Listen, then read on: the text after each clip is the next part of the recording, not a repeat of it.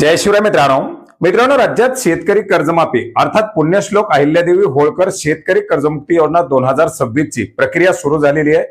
जे शेतकरी कर्जमाफीच्या अंतर्गत पात्र आहेत अशा शेतकऱ्यांना मेसेजद्वारे आपली शेतकरी कर्जमाफी योजनेच्या अंतर्गत निवड झालेली, आपण पात्र झालेला आहात अशा प्रकारे मेसेजद्वारे कळवायला सुरू झालेले आहे।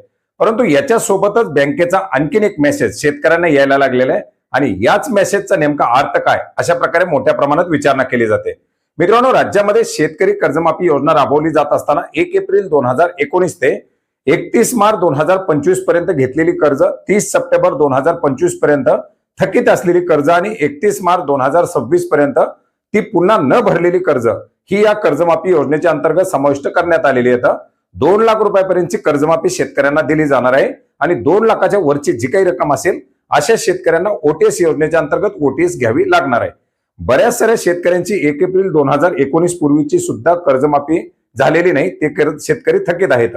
अशा शेतकऱ्यांची 20,000, 30,000, 50,000, 1 लाख, 2 लाख किंवा 3 लाख किंवा त्याच्या वरची कर्ज असतील, या शेतकऱ्यांना देखील ओटीएस योजना राबवायला मंजुरी दिलेली आहे। तशा प्रकारे बँकांना निर्देश देण्यात आलेले आहेत आणि याच अनुषंगाने ज्या ज्या बँकांच्या माध्यमातून ओटीएस योजना राबवली जात आहे आणि जे शेतकरी ओटीएस योजनेअंतर्गत पात्र आहेत अशा शेतकऱ्यांना देखील आपलं कर्ज वन टाइम सेटलमेंट अर्थात ओटीएस योजनेसाठी पात्र आहे, आपण आपल्या बँकेशी संपर्क साधा अशा प्रकारचे मेसेज द्यायला सुरुवात झालेली आहे। अर्थात एखाद्या शेतकऱ्याचं 2018चं कर्ज असेल आणि ते कर्ज जर ओटीएस मध्ये आलं आणि बँकेनं जर सांगितलं, समजा 60,000च्या कर्जाची 1.5 लाख रुपये रक्कम झालेली असेल आणि बँकेनं जर ओटीएस मध्ये सांगितलं फक्त 70,000 रुपये भरा, तर वरची जी काही असणार आहे ती त्या शेतकऱ्यासाठी कर्जमाफी असणार आहे।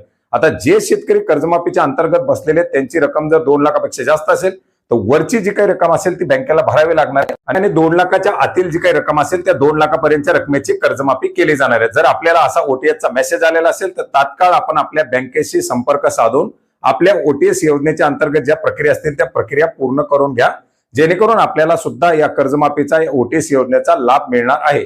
आता बऱ्याच जणांना जे मेसेज येत आहेत कर्जमाफीच्या पात्र झालेले, त्याच्यामध्ये एकच मोबाईल नंबर बऱ्याच साऱ्या कर्ज खात्याशी दिलेला असणं, याचबरोबर आपण जर पाहिलं तर आधारवरील नाव, फार्मर आयडी किंवा सातबाऱ्यावरील नाव आणि आधार नाव याच्यामध्ये मिसमॅच असणं, अशा बऱ्याच साऱ्या समस्यामुळे त्या शेतकऱ्यांचा डाटा देखील पोर्टलला उपलब्ध होत नाही। नो रेकॉर्ड फाउंड वगैरे एरर दाखवतात। असाही आपल्याला जर काही एरर येत असेल तर आपण आपल्या बँक शाखेशी संपर्क साधू शकता।